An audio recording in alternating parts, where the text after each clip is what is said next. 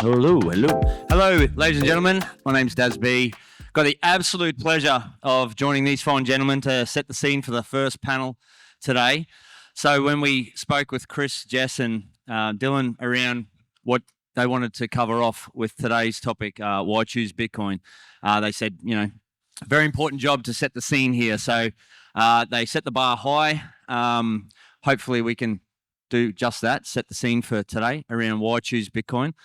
I spent a couple of hours with these fine gentlemen just talking through what type of discussion we're going to have today, and I think they will do just that, set the scene very well today on why choose Bitcoin. In fact, after our first hour talking to these fine gentlemen full of bullishness, I went and smash bought some more Bitcoin. So I think that's just it's a true story. So without further ado, I'll just quickly do some introductions here for those who don't know these gentlemen. So JP's known for running the longest running and largest Bitcoin meetup in Australia, based in Sydney. So comes with a high degree of pedigree. Pete Winn here, also been involved in the Bitcoin space for quite some time, involved in a lot of projects in and around Bitcoin as well, with most recently being Fedi. And then finally, James Check, Checkmate, also comes with a great degree of pedigree, spends a lot of time in the weeds. He's a lead analyst with Glassnode looking at on-chain analytics. So it's my absolute pleasure to welcome these gentlemen onto the stage. And without further ado, we'll kick right into this. Why choose Bitcoin? So I'm going to start with you, Pete. Honestly, easy question. Why choose Bitcoin? All right. Pleasure to be here. Thank you for hosting the panel, Daz. So for me, I think people choose Bitcoin when it solves a problem for them. So from a personal point of view, for me, it's probably two things. It was time and freedom. Like one of those was something that I wanted a lot more for myself, and the other one was something that I just wanted to see a lot more of in the world. So from a time point of view, I think I had that moment where I realized I'd done all the stuff I was supposed to do, like I'd gone to school, did the stuff, got the job, realized I'd built myself a nice little cage. And at that point, I thought it wasn't going to get any better.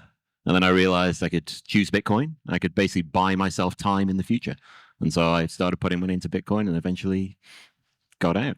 So it's a beautiful thing. I think it resonates with a lot of people. Bitcoin is freedom to a lot of people. And I'm keen to dig into that a lot more. JP. Well, for me, I've always been someone who's liked to know how things work. And typically that's been related to machines or electronics or things of that nature. But there's one other thing that I was very curious about how it worked, and that is money. And that's something that I'd looked into well before I'd actually heard of Bitcoin, in fact. It was like, how does money work? And the more I looked at this thing, and certainly it's not something that's readily taught at the real nature of how money works and what it is not widely taught, despite the existence of economics courses at university and certainly not taught at school. And so when I learned more about how the legacy monetary system worked, where money came from, how it was created, it became glaringly obvious that there was something very wrong here. And this was something that if you were already on something like a Bitcoin standard, for example, or even a gold standard for that matter, you would look at the system that we take for granted today and think, well, this is a complete scam. I mean, this is a fool wouldn't be taken in by this. And yet the reason why people, I think, for want of a better expression, are taken is because unfortunately most people are fairly incurious about the nature of money, what money really is. Yet at the same time, what's astonishing about that fact is that they spend at least 8 hours typically a day working for it. And then they spend the other waking hours of their day figuring out like how they ration the spending of it. And so for all of that, for me, how would I not want to know how that worked? And so when, of course, like a lot of people, you first hear of Bitcoin, without any sort of further motivation to look further at it, you just assume, well, that's just that's just a currency someone made up. So why would that have any value? Why would you want to buy it? But then, of course, something often happens every 4 years in the Bitcoin. It's a little thing we like to call number go up. And it can happen very suddenly, and suddenly it gets a lot of media attention. And so, again, I think for many people, that sort of draws your attention back to this thing. And you sort of wonder why. And then I started actually paying proper attention to Bitcoin and learning what it really is. And it became very quickly apparent that it was not just some sort of made-up currency. It wasn't just some sort of, Ponzi scheme, or it was a genuine advance it's a genuine paradigm shift in the nature of money itself. And it addressed all of the shortcomings that I had learned already existed. Again, with the legacy financial system. So that got me into Bitcoin. That's why I initially adopted. Of course, again, like a lot of people, you're sort of looking at where that value is going to go. But then, of course, I kept it. I stayed for a number of other reasons that might come up today in the panel. I won't preempt anything, but it's certainly what I consider to be one of the great life hacks, where you hear this expression, life hacks. It's usually some social media influencer telling you how to get tomato sauce stain out of your jeans or something. That's a life hack to these people, right? No, you want a real life hack? It's like how you avoid being robbed by the inflation and the loss of purchasing power of your money, which is far, far more than what the official figures would have you believe. And you can see that most clearly manifested in Australian house prices, or indeed, rent that is a part of that, and fuel costs, things that aren't actually included in that measure of what the inflation rate actually is. JP, I absolutely love JP rant. There's nothing like a JP rant.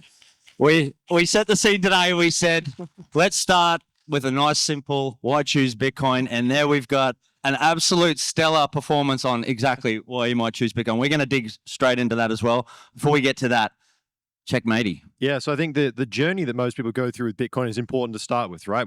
Most of us come in for number go up. And what's amazing now is that if it doesn't matter how much these TradFi guys want to massage the numbers, it's beating every asset on every metric and every risk-adjusted framework. So at some point, you kind of can't ignore it, right? So people are coming in for the number go up.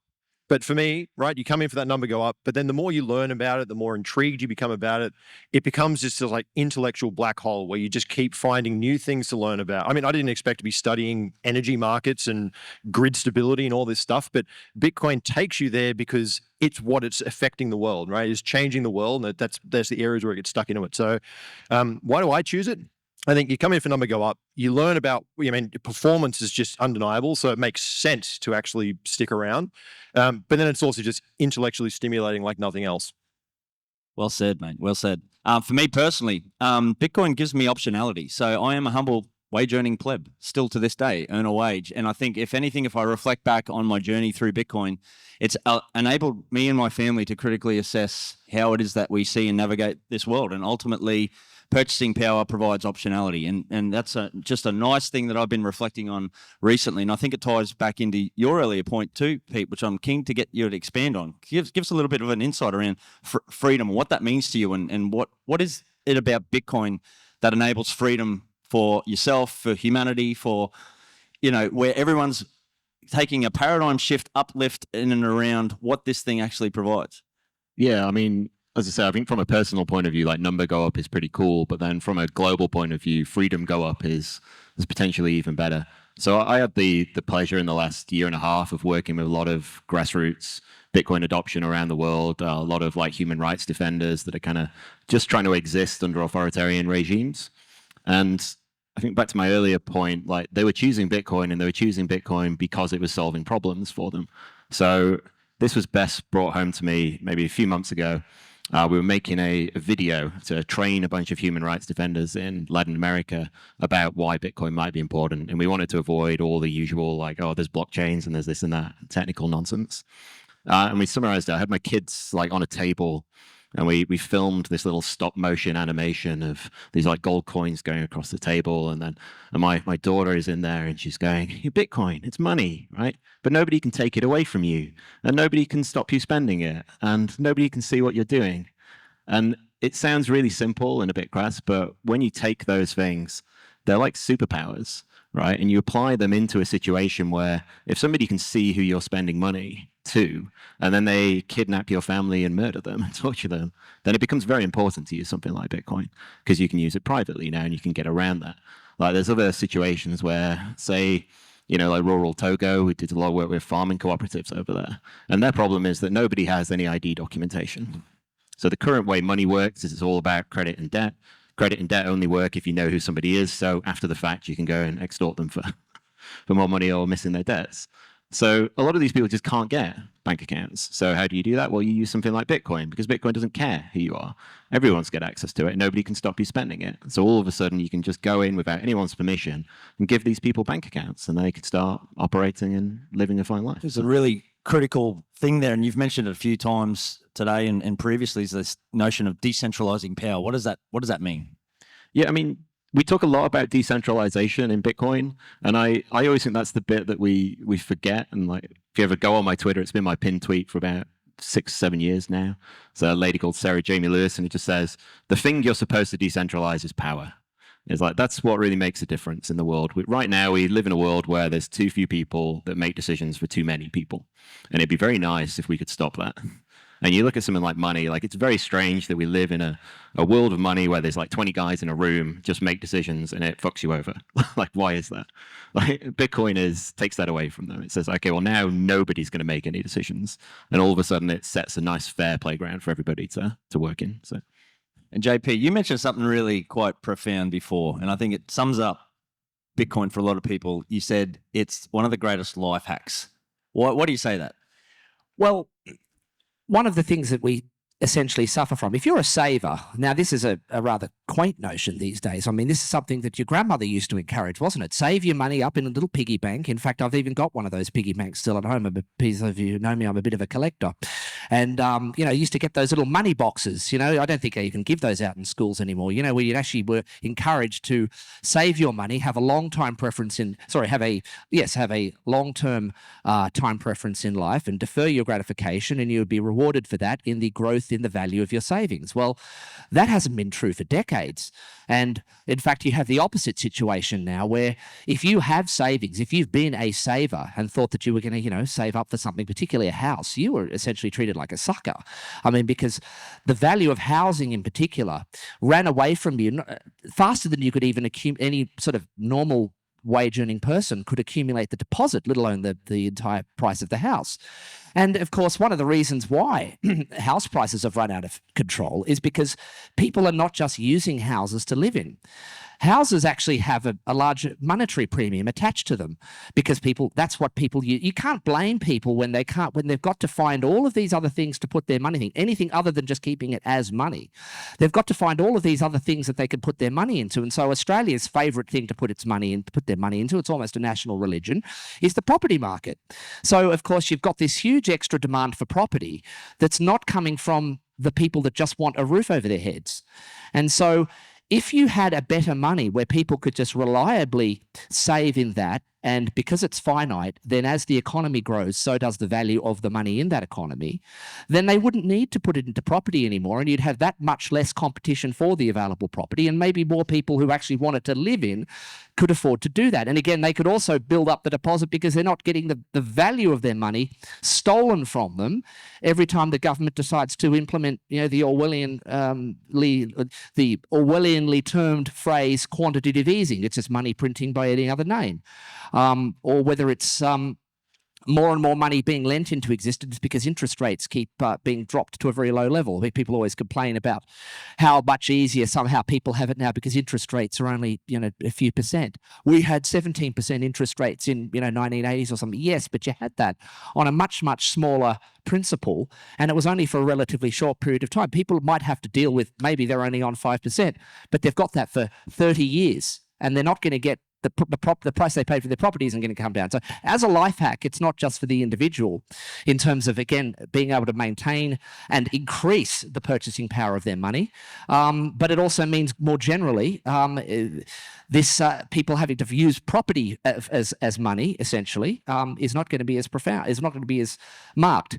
I think you raised a really good point around this notion of traditional finance, right? And TradFi for those in the know. And I'm keen, checkmate, you spent a lot of time analysing the numbers, digging down into the data, comparing to traditional finance. What is it about? What are you seeing in the numbers around Bitcoin? Why is it destroying other asset classes? Yeah, it's a good point. Pretty much everything is at all-time low in Bitcoin terms right now. So, I'll be talking about this at my talk later on, but if you look at the Australian property market, it's gone up since 2020, about 36% on average across the whole country. But in Bitcoin terms, it's down 75%. So you can buy 4 times more house if you held Bitcoin. Now, to JP's point, this kind of demonetization process is really important because people are putting monetary premium into housing. And what that does is it takes it away from, let's call it the utility value of a house, which is, hey, I want to actually live in it, right? And get the value of having a house, the certainty that provides. Bitcoin, because I mean, you can't use it in dentistry. I mean, maybe we can, but you can't use it in fillings. There's no industrial use case for it. Bitcoin is only monetary premium. That's the only thing it is, right? And actually, I'll talk about it today. If you look at the monetary premium it's developing over its total cost of production, right? It's trading about 23 times higher than the all-time spend on mining. Right, so every single block reward, every single fee, Bitcoin is currently worth 23 times more than the input costs. That's a pretty good return on investment for the asset itself.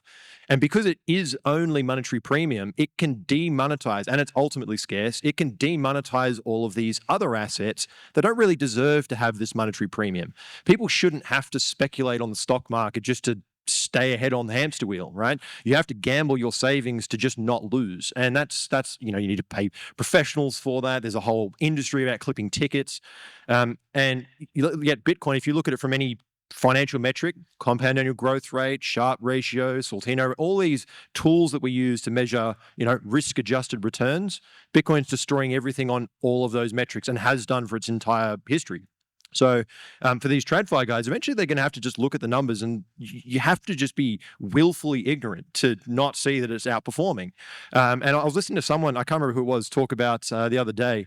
It might have been on one of the Pete McCormack's podcasts, might have been Rafa actually. And he was basically saying that he put Bitcoin, like his TradFi friends couldn't understand, they wouldn't look into it.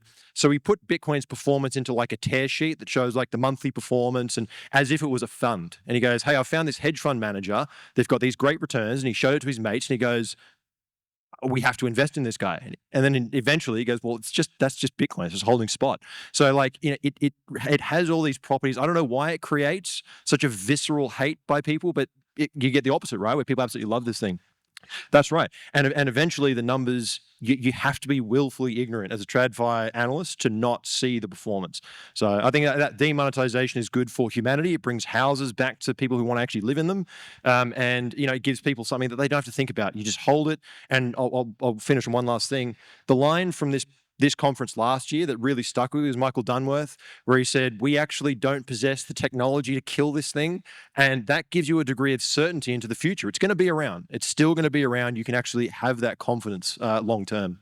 I recall another quote from Michael Dunworth from last year, which I won't repeat here, but it was another belter. Strongly suggest you go and watch that talk. We were talking earlier in the week that we're all technical people, engineers, everyone on this panel. So I guess like from a technical perspective, Bitcoin can be hard to understand the nuts and bolts of exactly how it works. But ultimately, why is it like that we're starting to see a shift here? Like for me personally, I think Bitcoin is one of the simplest investment options for people to really understand. The fundamentals of it, tick tock, next block, are really that simple. You buy it in small chunks, often over a long period of time, and you come back and you reassess your purchasing power over a long period of time. I like to always give this example. I'm an electrician by trade. I should know how to do discount cash flows or rebalance sheets. That's where I ended up getting to try and get ahead. This insidious leak of inflation that was robbing me of my purchasing power. There was something fundamental that I think you guys just pointed this out. You're pushed in as a wage earner into riskier and riskier assets simply to try and protect your purchasing power. What is it about Bitcoin in particular that you think, where's this paradigm shift? Why is it so ultimately so easy to understand? I'll start with you, JP. Like, what is it about Bitcoin that you think over a long period of time is actually going to start to shift that paradigm for people into one of bringing them back from the risk from the casino table? I'm not convinced that everyone's going to understand technically how Bitcoin works. I mean, it's not everyone is going to understand that, but I think ultimately what's going to happen is it'll just become relatively it's becoming more and more right now adopted in the legacy financial system. We've just had the ETFs.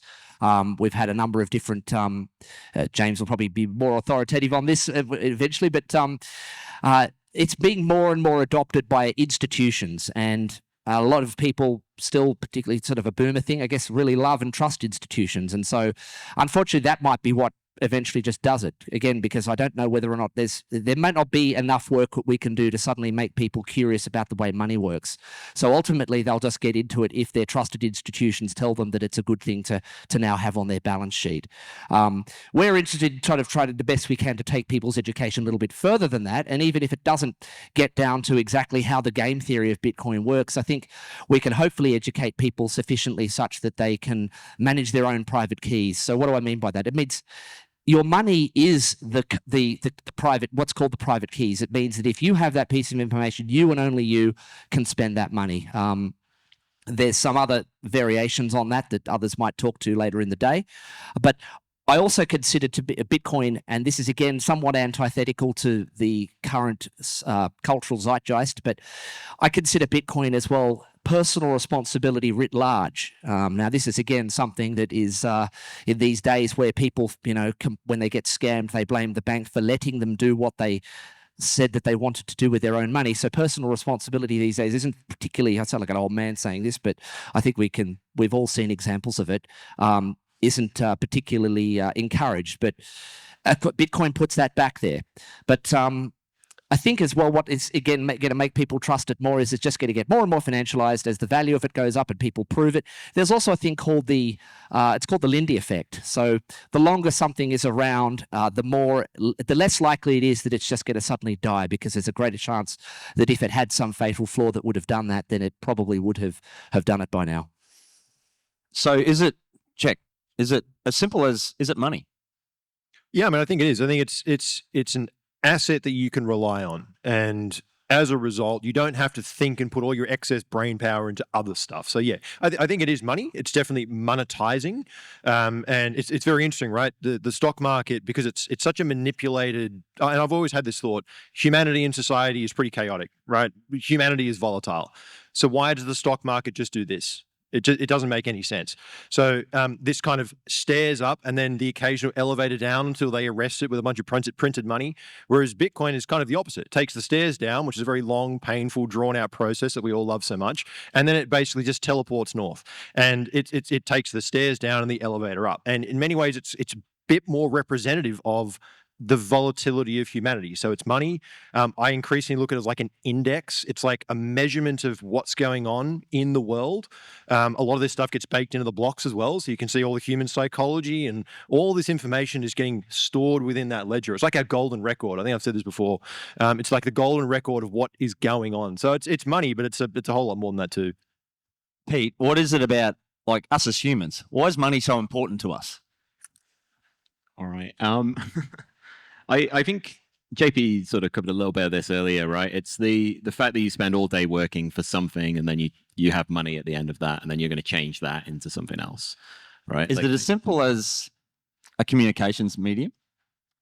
I think it has that, right? Like it's what you spend your money gives us a little bit of an insight into what your preferences are in society. So, if you ever looked into something like a direct democracy, like, and everybody voting on every subject and only people that are supposed to be involved vote on that. I mean, that is kind of like what money does, right? People that care about something will spend money on it. So I think you can look at money and say, like, yes, this is like a communications medium. It's a way of expressing what you want to happen inside the world, which is why like something like inflation is so bullshit, right? Like if I've got 10 monies and then Daz can come along and just create 100 monies out of thin air, then all of a sudden Daz has got more say in society than I do. And that's not overly fair. So a nice way of doing it would be to fix the number of money that everybody has. And then you've just got to work and provide goods and services for each other to get it off them. So I think that's a nice, fair world.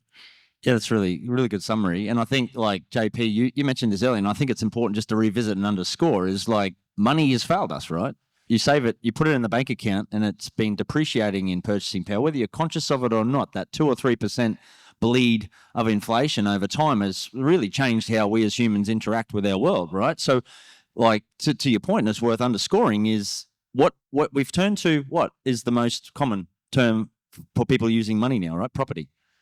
Yes, unfortunately, it is. It's real estate, and it's at least in Australia. Right? It's not so perhaps not so aggressively in other countries, but in fact, just on that other point, I think we can sometimes get a little too hung up in the effect that Bitcoin has in Australia. I mean, despite everything I've said about the nature of our financial system here, we actually have it relatively good. I mean, you think our inflation's bad. There are people who are genuinely, for whom Bitcoin is genuinely a lifesaver.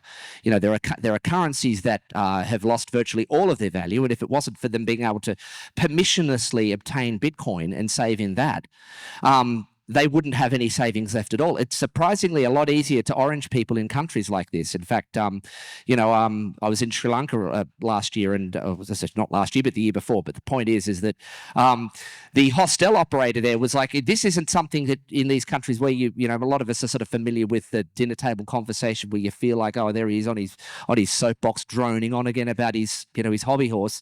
They really want to know, because they're fully aware of just how what toilet paper their money actually is. And so something like Bitcoin they see the problems. We are not necessarily that conscious of the problems because it's happening very, very slowly. It's that boiling of the frog effect. But I'm sure, of course, people will wake up to the effect of that once if things continue to accelerate the way they're going. JP, next. I'd just like to close with something like, let's not make sure we don't ever try to look at Bitcoin as some sort of get-rich-quick scheme. It's a not get poor slowly scheme, as I'd like to, or I want to give credit. I didn't come up with that, but it's, I'd like if someone can give credit to whose line that was. But the idea here is that if we are all still very early, no one's late. We are still in we're not even like 1% of, it's not just, Bitcoin isn't just adopting people, it's adopting money itself. And we're still so extremely early in the amount of economic energy that can be absorbed into Bitcoin. That's what, when we talk about price, that's what we're really talking about. We're looking at the amount of economic energy it's absorbed. And I think that if you're getting into Bitcoin now, look at it as at least a sort of 10-year time horizon. Stack regularly, use it to save in, and any money that is in excess of your, obviously your weekly expenditure can be safely saved in Bitcoin. And if you think of it on a 10-year time frame, the ups and downs and swings will just be noise. It'll be irrelevant. And you will do very, very well. The other piece of advice I have to give is, please don't be tempted to feel as though you have to do something with the Bitcoin. For some reason, that's the hardest thing for many people, is just to do nothing. The best thing you could do is just learn how to take self-custody of it, hold it, add to it, and don't put it into yield schemes or trade it or buy shitcoins with it and try to trade in and out. In aggregate, people who do that do far worse than those that have just held over the long term. So if you can do that for 10 years, you will be miles ahead of anyone else who doesn't do that. And Pete, I think we'll finish with you, mate, because I think you've got one of the most beautiful messages from what we were thinking about this week. Over to you, mate. What do you want people walking away from? I mean, it's pretty similar. Like, we keep talking about it throughout this panel, but everybody's got a really fixed amount of time, and you need to choose what you're going to do with that time. And it is better to have more options for how you do that. So I think what you're hinting at here, Daz, is the line I use, which is, there's only one guy that I see at my local school that turns up every day to pick his kids up from school, and that guy happens to be wearing a Bitcoin shirt. And no shoes. Absolutely. Yeah, no shoes. Yeah, and for me personally, that's the message for me as well. Is it buys optionality. It buys you the choice to be able to do the things that you want to do. I've got two beautiful little boys, and it's ultimately going to lead to me being able to spend more time with them and choosing how that we navigate the world. And who wouldn't want that? Thank you, boys. Loved it. cheers. Thank you.